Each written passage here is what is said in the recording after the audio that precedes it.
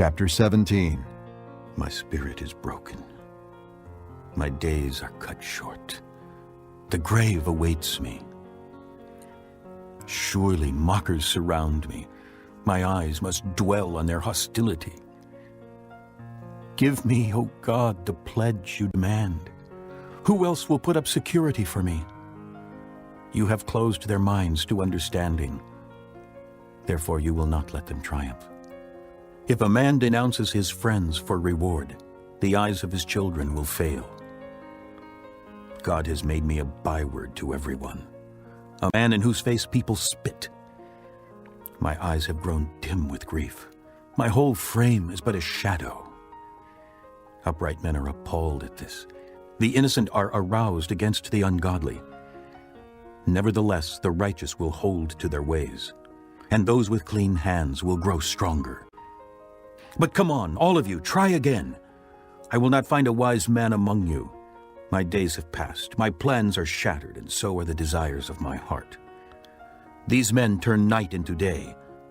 In the face of darkness they say, light is near. If the only home I hope for is the grave, if I spread out my bed in darkness, if I say to corruption, you are my father, and to the worm, my mother or my sister, where then is my hope? Who can see any hope for me? Will it go down to the gates of death? Will we descend together into the dust? Chapter 18. Then Bildad the Shuhite replied, When will you end these speeches? Be sensible, and then we can talk. Why are we regarded as cattle and considered stupid in your sight?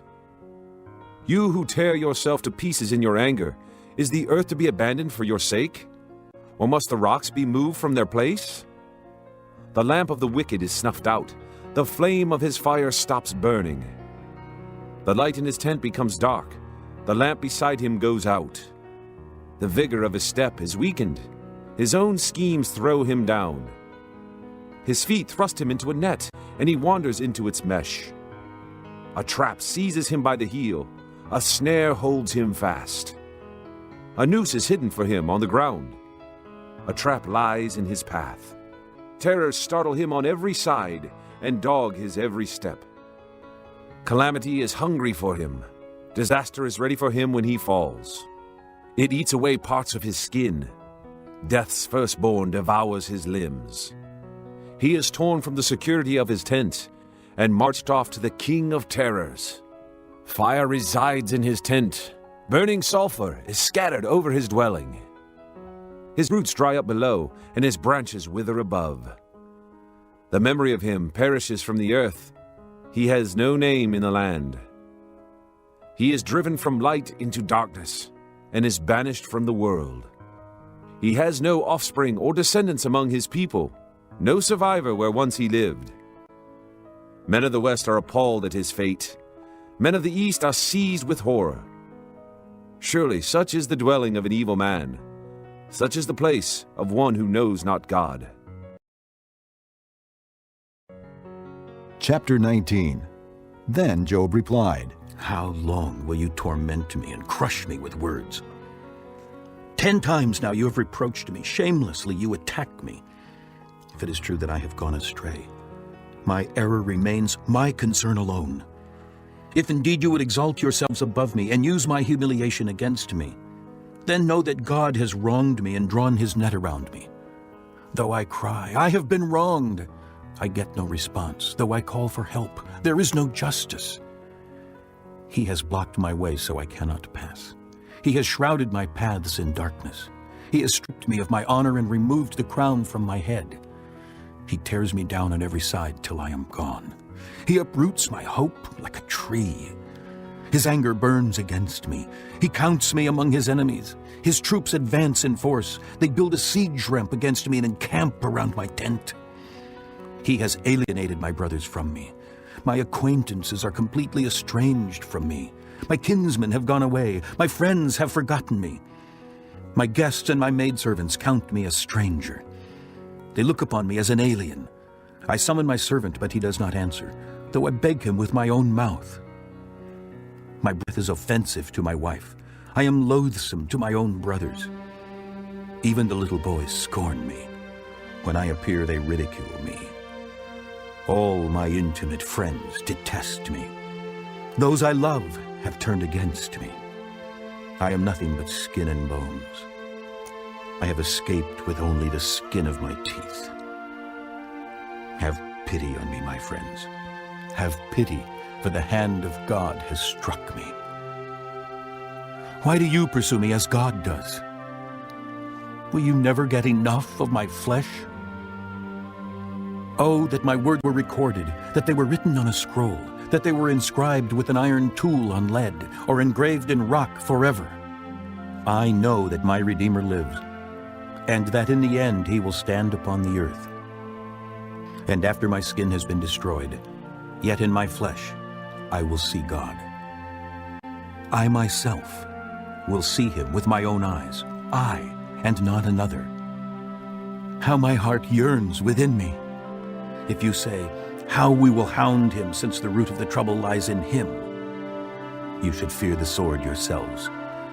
For wrath will bring punishment by the sword, and then you will know that there is judgment. Chapter 10. At Caesarea there was a man named Cornelius, a centurion in what was known as the Italian regiment. He and all his family were devout and God-fearing. He gave generously to those in need and prayed to God regularly. One day at about 3 p.m, he had a vision. He distinctly saw an angel of God who came to him and said, Cornelius. Cornelius stared at him in fear. "What is it, Lord?" He asked. The angel answered, Your prayers and gifts to the poor have come up as a memorial offering before God. Now send men to Joppa to bring back a man named Simon, who is called Peter. He is staying with Simon the tanner, whose house is by the sea. When the angel who spoke to him had gone, Cornelius called 2 of his servants and a devout soldier who was one of his attendants. He told them everything that had happened and sent them to Joppa. About noon the following day, as they were on their journey and approaching the city, Peter went up on the roof to pray. He became hungry and wanted something to eat, and while the meal was being prepared, he fell into a trance. He saw heaven opened and something like a large sheet being let down to earth by its 4 corners. It contained all kinds of 4-footed animals, as well as reptiles of the earth and birds of the air. Then a voice told him, "Get up, Peter, kill and eat." "Surely not, Lord." Peter replied. "I have never eaten anything impure or unclean." The voice spoke to him a second time. Do not call anything impure that God has made clean.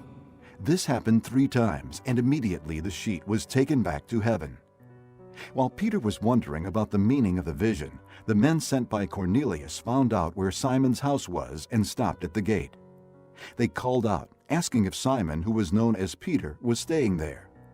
While Peter was still thinking about the vision, the Spirit said to him, Simon, 3 men are looking for you. So get up and go downstairs. Do not hesitate to go with them, for I have sent them. Peter went down and said to the men, "I'm the one you're looking for. Why have you come?" The men replied, "We have come from Cornelius the centurion.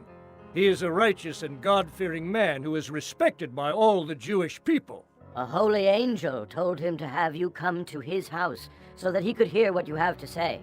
Then Peter invited the men into the house to be his guests. The next day, Peter started out with them, and some of the brothers from Joppa went along. The